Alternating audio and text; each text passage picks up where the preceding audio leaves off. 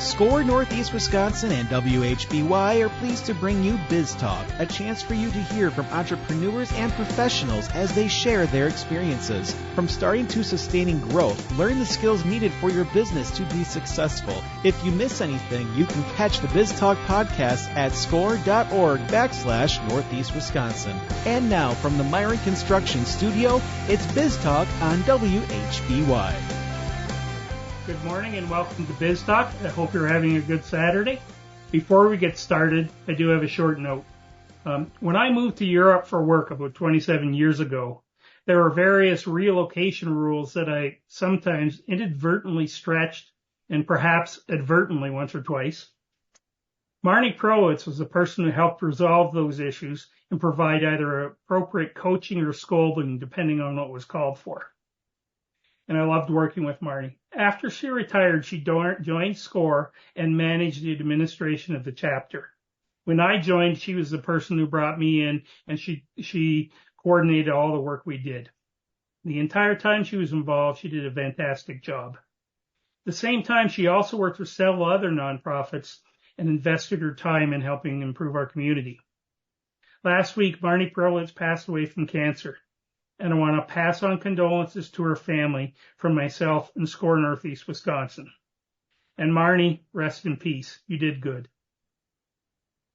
Now we'll get back to what Biz Talk does best, bringing you great stories about entrepreneurs from across Northeast Wisconsin. My name is Terry Pinch, and I'm one of the co-hosts this week.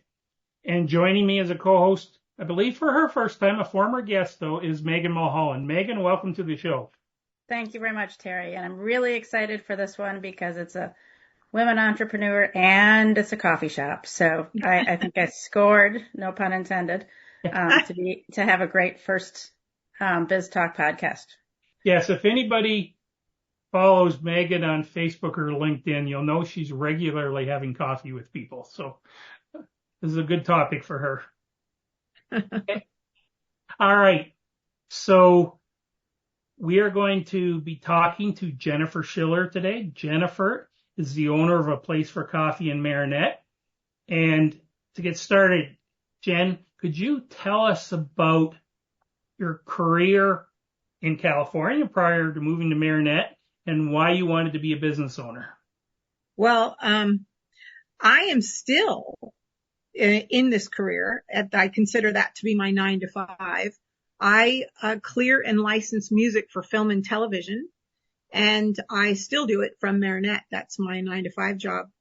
And the reason I moved out to Marinette was because my son's father's from this town. I'm from Los Angeles, born and raised. My whole family's still there.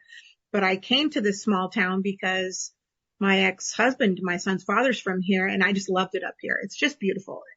Even in winter, I must say, it's just a beautiful place. And when I moved up here, I kind of took the temperature of the town and was thinking of things that the town needed. And it needed a place for people to gather, have coffee, talk, and just kind of, hang out. There's Starbucks, but you don't get that feel at Starbucks. You know, we needed a place to hang out and have coffee. Okay. So what was it like to move from California to Marinette? I get that question a lot. I also get the question why, but, because of the winters here. But it was like putting my car, going from drive to neutral.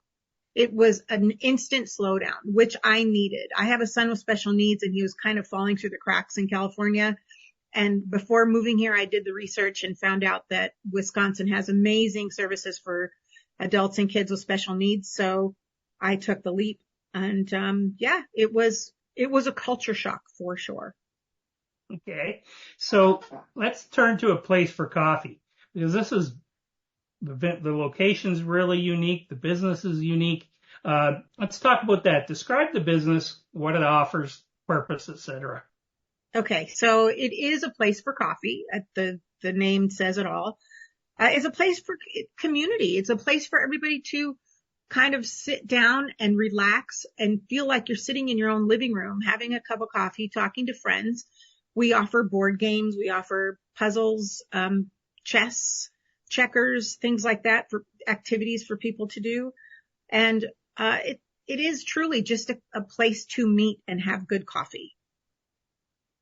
And I think it'd be good for people who aren't in Marinette very often to describe the location you're in. Oh, it is a former evangelical church. And it is right on Marinette Ave, the main drag through town, which is also considered Highway 41. And it was an antique shop for probably 25 years, but it was built to be a church. And one of my customers, this is a funny little quip about the place. One of my customers' grandparents got married in that church, and he provided me pictures of their wedding that I have in the basement of the church.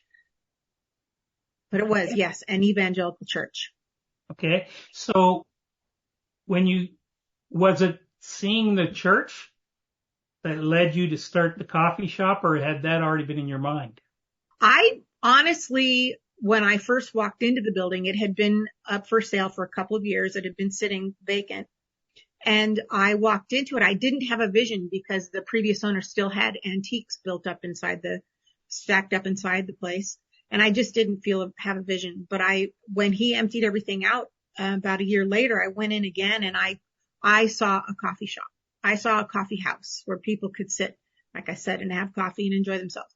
So that's what started the venture of me building that former church into a coffee house. And there was a lot of work that needed to be done. A lot.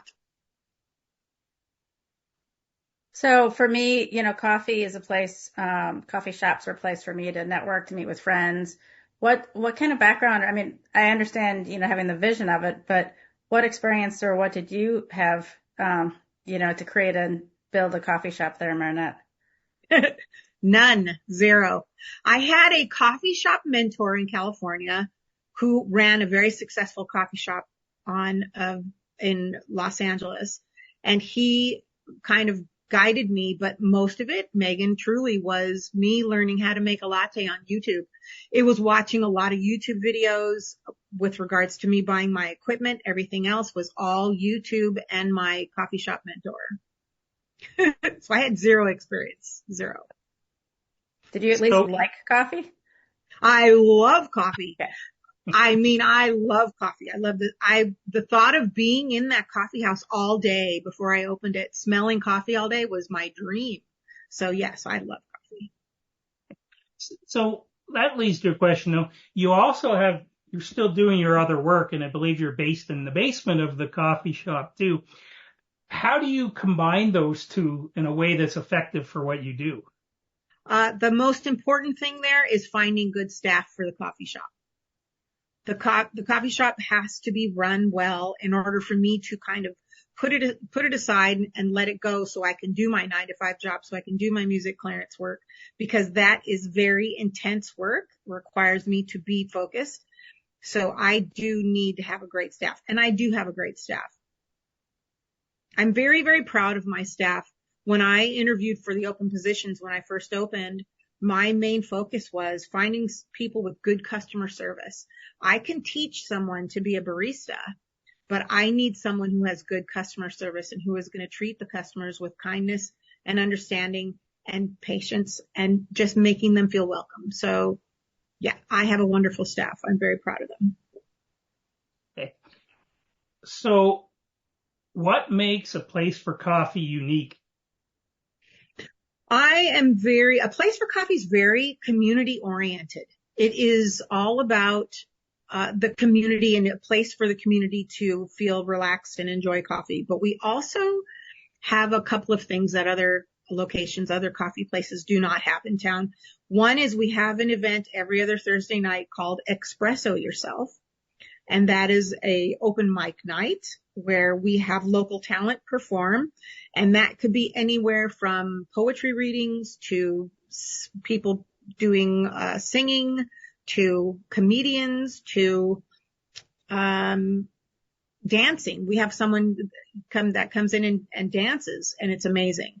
So we have our Espresso Yourself every other Thursday night. And we also have a Pay It Forward board. And our Pay It Forward board is customers that prepay for lattes for other customers. So you could come in if you're kind of short on cash or you forgot your wallet in the car, you check our pay it forward board, and if any of them apply to you, you get a free latte. And that ranges from police officer to school teacher to a nurse to someone having a bad day to, someone struggling with cancer. It just ranges. It's pretty amazing. I have to admit, before, this interview, I went out to your Facebook page to learn a little bit more about, your business. And those were two of the things that really caught my attention is the Express Yourself and the Pay It Forward board. I mean, there's businesses that will do, pay it, contribute or put in some money for someone. But I loved, that you specifically called out like a CNA or someone struggling with addiction, even someone having a bad day. And that was just really neat. I also noticed you also share a lot of posts from other small businesses around Marinette and even celebrate. I think there was a firefighter who passed for probation, and you said, come in and have a coffee. I love that. And I love that community and that you truly are a coffee shop supporting the community. Yes, I support the other coffee shops in the community. I share their posts. There is one coffee shop, a drive-through, 35th and Coffee, and the owner's there I'm good friends with, and she's always saying community, not competition. And that's what it's about in Marinette, is we do lift each other up. If someone's down, we pick them up. When someone's up, they'll pick someone else up. So we kind of like to pay it forward that way. And it's I wouldn't have it any other way. The thought of having to compete with somebody in selling coffee is just diabolical to me, because everybody has a place they love and they will go to. You have your regulars, and I'm not trying to pull regulars from anybody's coffee shop. You do you and enjoy the coffees you get. I have my customers, my regulars and the people that travel through town. I do grab a lot of travelers, a lot of people from Chicago, Minnesota. When they're passing through town, they stop at a place for coffee. And a lot of my reviews are people that are just passing through. It's the people that just stop in real quick that say, wow, this place is just fantastic. You come in and you immediately feel at home. So I love that. So as you look back over the last, I guess it's almost 4 years since you started up, based on what you started with to where you are today, what changes did you have to make with any, and how do you feel about how everything's going? The changes from the day that we opened to present, I would say I took strong, my opinions were very strong in the fact that I wanted community feedback. I wanted to know what my customers wanted in that coffee shop. So I kind of molded it to what they like.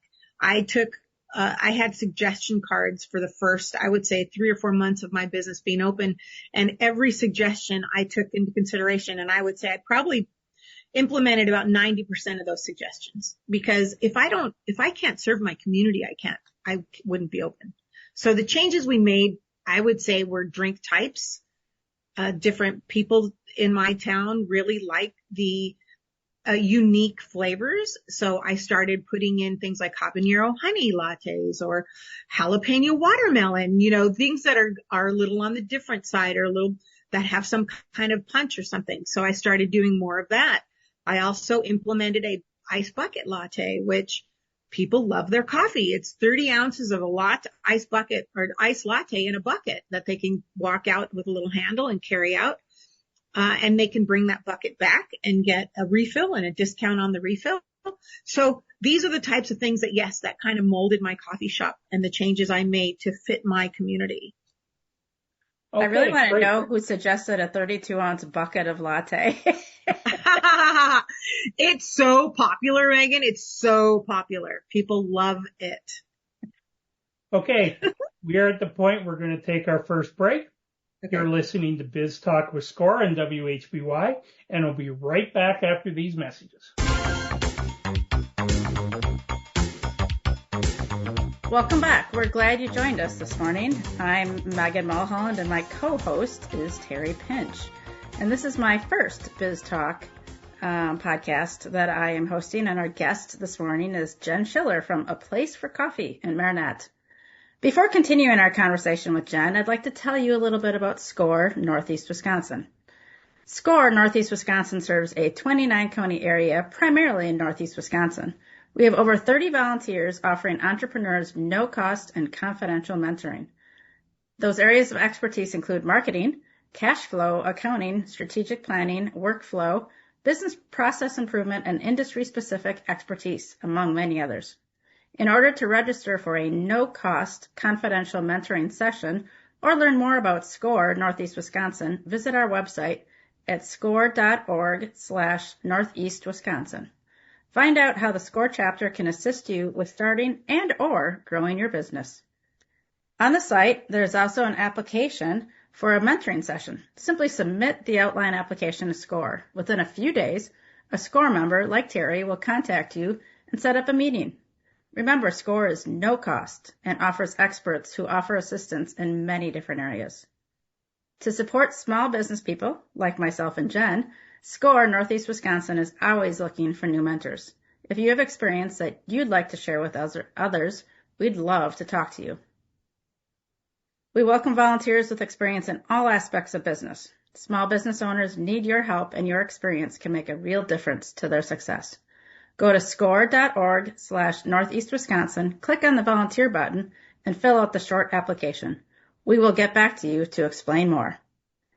And finally, this reminder about the Biz Talk with SCORE podcast. The Biz Talk with SCORE podcast brings real-world information and insights from experienced entrepreneurs and business leaders, just like Biz Talk with SCORE on WHBY. However, the podcast is available when you are and where you are, so listen and subscribe. Available on most podcatchers and podcast apps. Thanks again for joining us on Biz Talk. Now, back to Jen and another cup of coffee. Good coffee. Okay, Jen, you were a person who applied and got a SCORE mentor. First of all, who was your mentor, and can you tell us how she helped you? Ann Hartnell at SCORE Chapter 508 was my mentor, and she was a lifesaver. I knew nothing about business in the state of Wisconsin, and she held my hand and taught me everything that I needed to know as a small business owner about how to register, how to get an LLC, how to get a federal ID number, how to get myself set up for sales tax in the state of Wisconsin. She literally did step by step with me. And I needed that. I needed someone to hold my hand and take me through the process. I literally told Ann, please just explain it to me like I'm a child, so that I can understand it. She didn't talk in big terms or mumbo jumbo. She was open to me asking questions at any time. I could email her and she would email me back. I could call her and ask her questions. She was always available to me. She truly, truly was a lifesaver. I couldn't have opened this business without her, quite frankly. Go ahead, Megan. Oh, sorry. So how did you find SCORE? Do you remember how you learned about them or? Absolutely. I will never forget. I was a volunteer. I was actually on a board of directors for a local community foundation, and someone on my board had mentioned, that there was this opportunity to get a free mentor. And I'm all about mentors. And she mentioned SCORE. So she told me where to go, and that's how I found Ann. And it was such a quick process. I was very impressed. There was no confusion as far as how to get the mentor on the website. It was so easy, and the response was so quick. Great. So when you look at that mentoring experience, is it something you can apply back to your career in the past and look at how important mentoring is to anybody running a business? Absolutely. I think that if someone really truly wants to start a business, I think the first thing they should seek out is a mentor. I think mentors have such value, and they turn you into a mentor. I could probably, if I had time, I could probably use the mentoring information that I learned from Ann, the steps that she took, and probably help somebody else. And I would really, truly love to. My time is so limited, but, yes, anybody that gets one of these mentors from SCORE is going to learn some information that they never knew. I guarantee you. And it's going to open their eyes. So, and applying it to your business, would only make it much, much better. I'm going to second the mentoring aspect too, because I think mentors, especially for small business owners, are spectacular. And I want to also do the caveat that it's really not age related. I mean, even if you're older, it's great to have a younger mentor or another mentor, or not be shy and reach out and ask for mentoring, because, we may be wise, but we don't know it all. And that's right. 100%, Megan. You nailed it right there. 100%. And I will add that when we were looking at finding some new people to be hosts on Biz Talk, we did some searching around for who did people in the community think was a great mentor. And one person was named by a vast majority of people, and that was Megan. So Megan's mentoring skills, her ability to talk and communicate, was fantastic. Then we had her on as a guest after she had recommended numerous people. We actually worked with her when she was at the Community Foundation too, and she did a fantastic job. But that whole idea of mentoring is something that we think in SCORE is one of the number one priorities for anybody running a business. You need it. You need to network. You need to really figure out that aspect of it if you're going to have a successful business. So 100%. And you need to be open. Like Megan said, younger or older than you, it doesn't matter. The person talking to you and helping you has the experience that you need and the education that you need of your business and how to get it off the ground. Ann Hartnell, my SCORE mentor, knew nothing about coffee shops, but she knew about business. And I told Ann, I can learn about the coffee shop business on YouTube or with my mentor in a coffee shop. I just need to know the business. And she walked me through it. Point of sale system, everything. She was amazing. All right. We are at the point where we're going to take our second break. You are listening to Biz Talk with SCORE on WHBY, and we'll be right back after these messages. Welcome back to Biz Talk with SCORE. Thank you for joining us on this Saturday morning. We are talking to Jen Schiller, who has a wonderful business called A Place for Coffee in Marinette. And we strongly recommend you consider stopping in when you're up in the area. Before we get back to Jen, I want to give you a couple education updates for SCORE. So many of you know, but if you go to the SCORE homepage at score.org/Northeast Wisconsin, there's a workshops and events tab at the top of the page. If you click on that tab, you're going to be able to search through literally thousands of webinars. Many of them are live events that are upcoming. And then when those live events are done, they're going to the webinar series where you can go and click on them and listen to them. Some have small charges, $10 or $20, but most are free.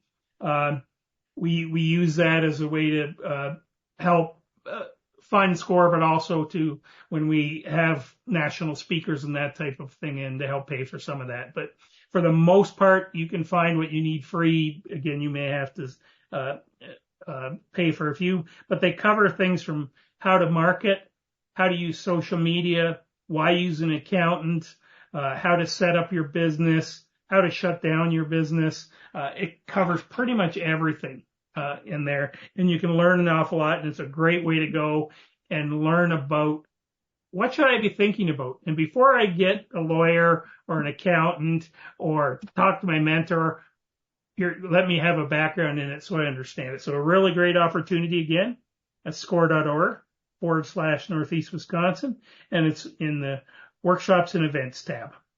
Okay. So with that, now we're going to turn back to Jen.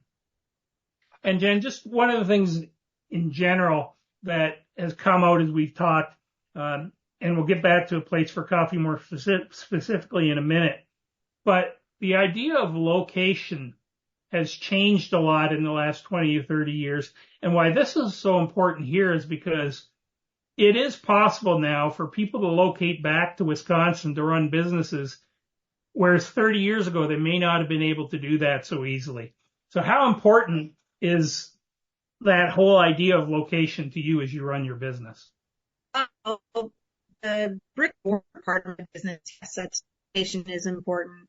As far as my business that I do, my music clearance licensing business, I really didn't think I would be able to do it here in Wisconsin. I thought that I would have to give that up once I moved out of California, but I think a lot of doors have opened up to people after COVID when we were all forced to stay home. It gave a lot of opportunity for people to work from home and do their jobs from home. So my job as a music clearance and licensing person was turned into much more opportunity once I moved by the connections I had and by the relationships I had. So it is important that you are able to do your job from anywhere. My coffee shop, I can't serve people coffee online, but I certainly can do my music clearance and licensing job from anywhere. But yes, it is nice to be able to do it from here, much more relaxed environment than in the hustle and bustle of Los Angeles. So I want to comment on that too. We were talking a little bit during the break about, that your business is still in the arts and creativity. And it's one thing I love. I'm here in Appleton and Fox Cities. We have Milo Music. We have the Trout Museum of Art. So we're very creative and very artsy. And I love that people like you moved to Marinette, and you proving that you don't have to live in LA or Chicago, or New York to have a thriving, creative business. That's correct.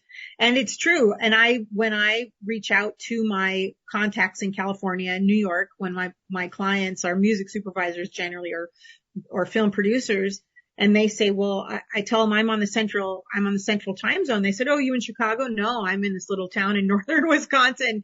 And I'm living on the Menominee River. And they said, oh, gosh, Jen, you're kind of doing, our dream. Our dream is to leave the big cities and go into moving these small towns where it is a slower pace and it is a little easier to live, but can still maintaining your job. And Megan, I would love to be located in a place like Appleton or maybe even Madison, where there is a really heavy creative feel in those towns. I really, really enjoy that. I'm trying to bring that to Marinette though. I really am. I'm pulling all of our creative people out of the woodwork for my Espresso Yourself nights. And they're amazing. The musicians in this town are phenomenal. I'm so impressed. And the poets. We have a lot of great poets. Okay. So we're going to turn back to a place for coffee now. And we talked a little bit previously about the fact that you didn't know a lot about starting your business and got some help in that. But one of the first things you had to do was buy the church. How did you learn about how to complete that? And what was it like?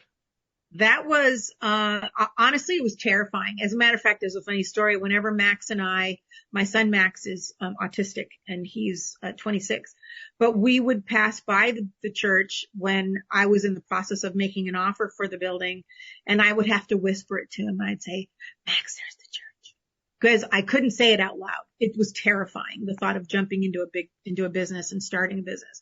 So I would make him whisper, it's the church. We're buying the church. So the idea of getting it, and when I put in the offer for the church, I halfway was saying, oh, he's not going to accept this offer.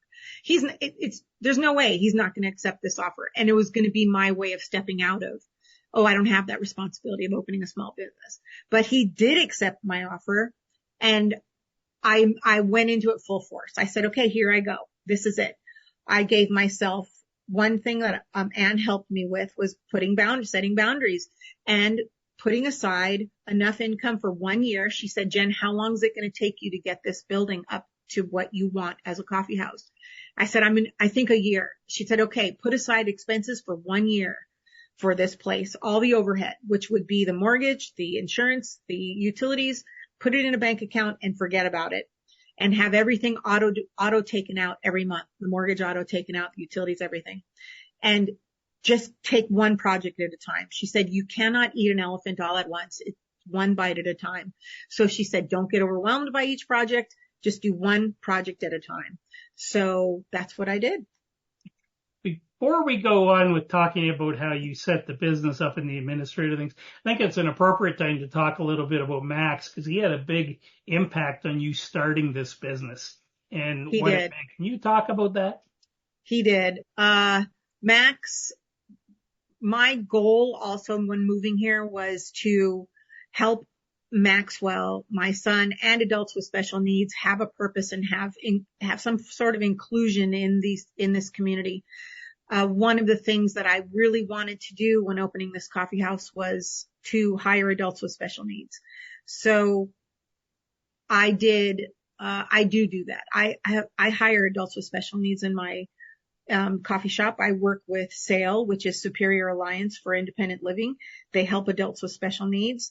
I also work with Goodwill Industries, and I work with the local high school ISD coordinator who will send high school students with special needs to me to work. They will arrange for job coaches, and it's been amazing. Max just flourished in this position.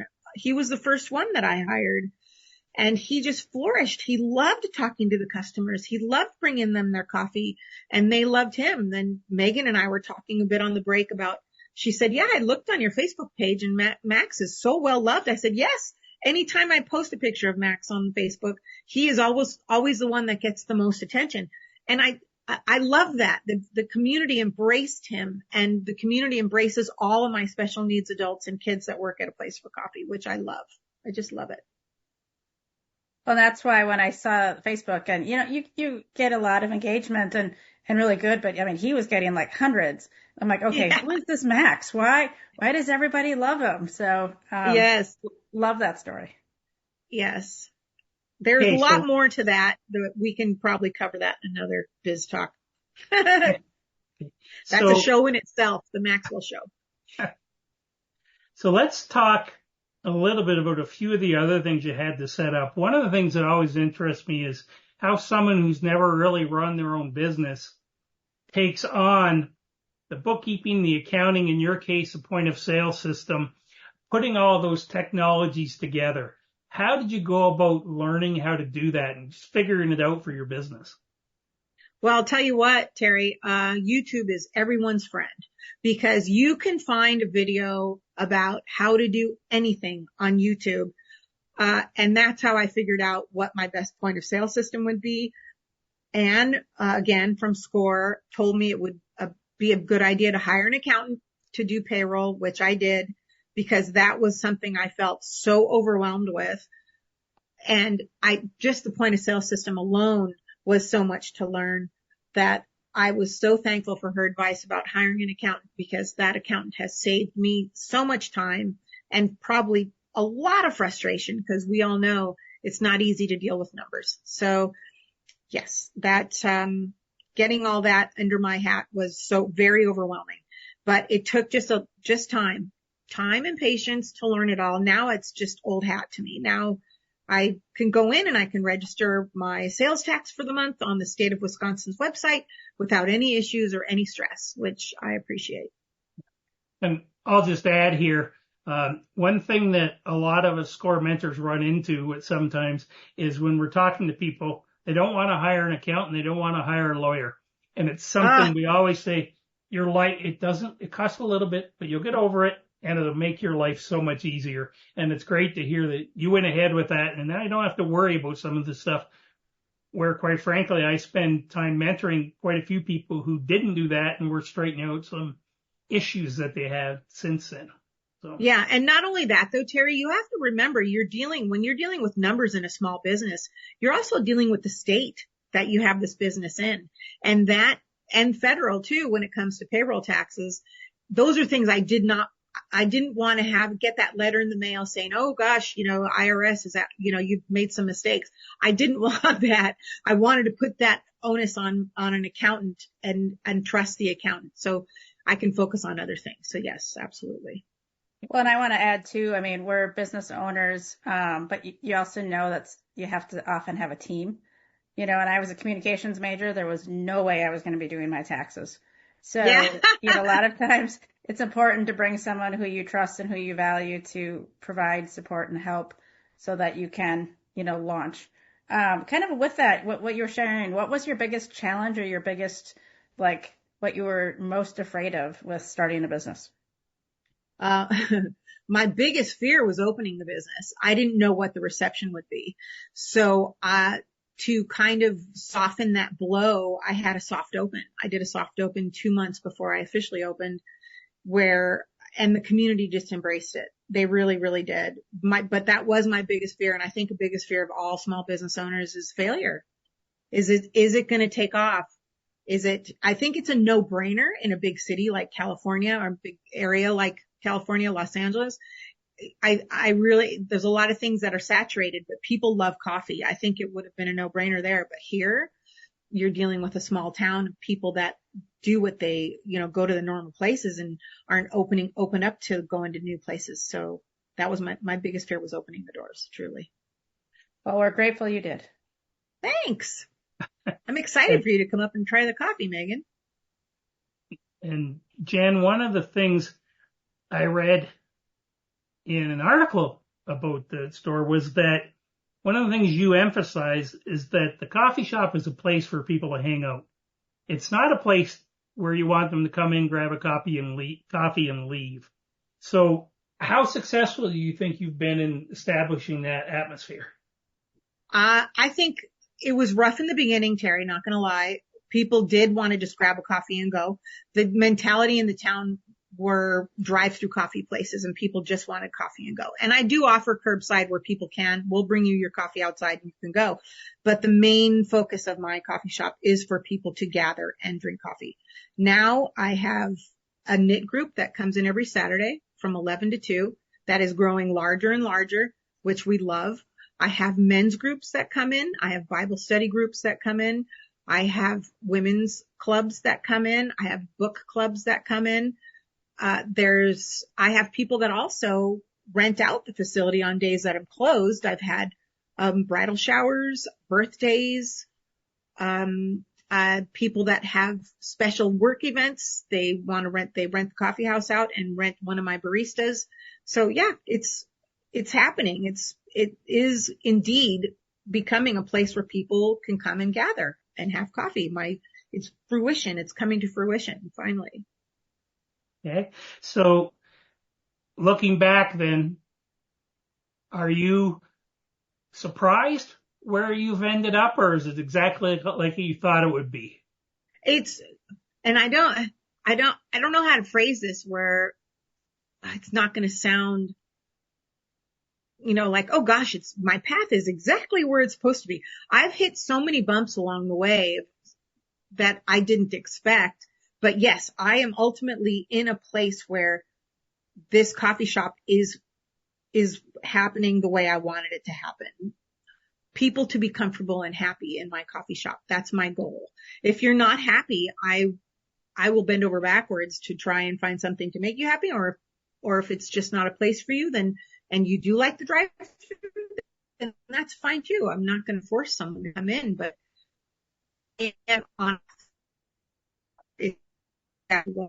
for this. Okay. So looking back over the last 4 years, you've been very successful in building up a business and getting it to where you want it to be. But what comes for the future? What are you seeing next? Well, I do, on May 11th, we're going to break ground on a deck, on the outside, so people can have, sit outside in the sunshine and enjoy their coffee. And, that is the next step for us, because I think that people in Wisconsin, this is not something a California thing, but in Wisconsin, people love to be outside when it's good weather. They really know how to appreciate good weather. So that's why I'm building this deck on the outside. You're not even going to have to come into the coffee house. You'll be able to order your coffee from your phone and we'll bring it out to you. So that's the next step. And as you look at the community that you've developed in Marinette, do you think there's even more opportunity to build this kind of atmosphere, I guess, of community and bringing people in? Yes. I think I was telling Megan, and I think before we started, that the amount of opportunities available for people to create a business and open a business in Marinette is it's endless. There are so many opportunities. And the city of Marinette is all about small business. They offer, facade grants. Like if your building needs painting or if you need new signage or something, they offer these grants to help pay for that.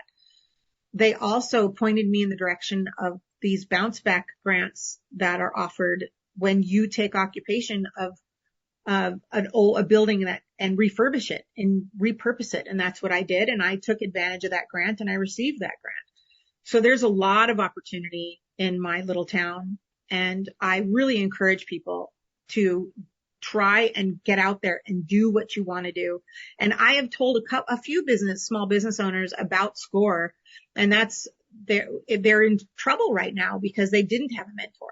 So I'm encouraging them to contact SCORE. They can help you. They will help you get back on a good path. So yeah.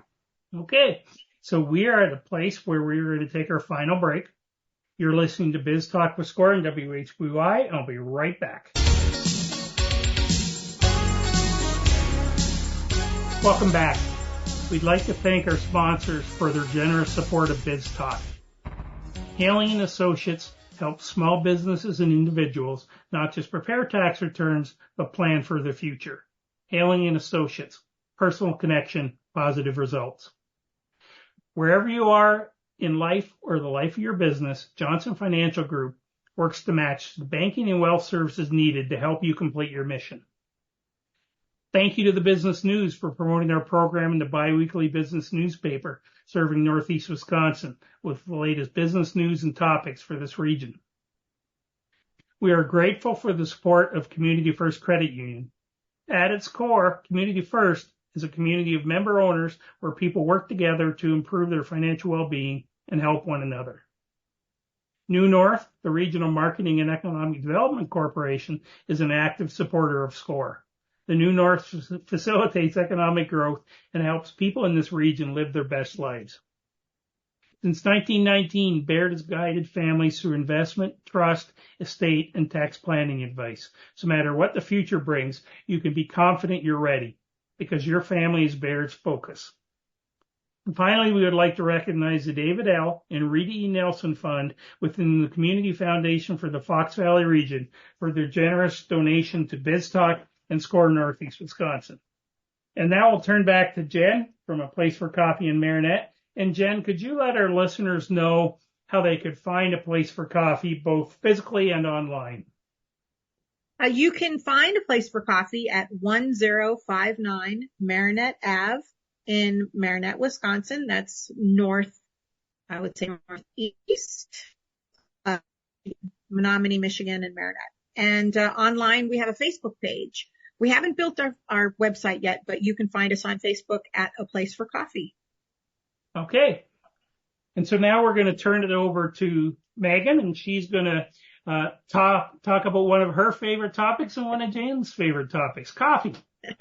Well, we can't have Jen on the podcast without at least talking a little bit about the beans. So I just wanted to say, so when I road trip up there and I want to go work from a place for coffee, what would be a beverage and or pastry or something else, a treat that you think I would enjoy? I think that you would really, really love one of our white chocolate red raspberry lattes. It tastes just like cheesecake. But one of the compliments I've received from my customers, and this means a lot to me, is that when you get one of these specialty lattes, you still have a strong taste of coffee. You still taste the coffee in the latte. It's not all sugar and sweetie. You still taste the coffee. And that, I think, is a compliment. Well, I look forward to meeting you in person and also enjoying a cup of coffee. Or a zebra, Megan. Or a zebra. Like a zebra. Yes. Yes. I look forward to it, too. Okay. So, first of all, Jen, thank you for being on the show. There's two really unique stories we got to talk about here. One is somebody relocating from California and continuing to run their business in northwest or northeast Wisconsin and really being able to do things that maybe people don't realize can get done here. So we're appreciative of that. But more importantly, we got to talk about a place for coffee, which is something that when you look at it, well, it's a coffee shop, but no, it's more. It's building a community in Marinette. It's built in an old church, which quite frankly, when you see the pictures, is really nice and looks great. And it's a story about somebody who decided later in their career that they were going to do something different. And you put all of that in this really great stuff that, as being a part of Biz Talk, we really love to hear these stories. So I want to congratulate you and thank you for being on the show. Thanks, Jerry. You and Megan made this really, really nice. I really appreciate it. I'm not big on talking about myself, so this was a nice little chat. It felt like we were just chatting about coffee. Okay. Well, thank you. And to our listeners, again, you've been listening to Biz Talk with SCORE. You can go to our website, score.org/Northeast Wisconsin, and find many previous episodes, or you can visit your favorite podcatchers like iTunes and Amazon, and you'll find podcasts out there as well. We really appreciate having you listen in, and join us again next week when we'll have another guest. Thank you. Have a great weekend.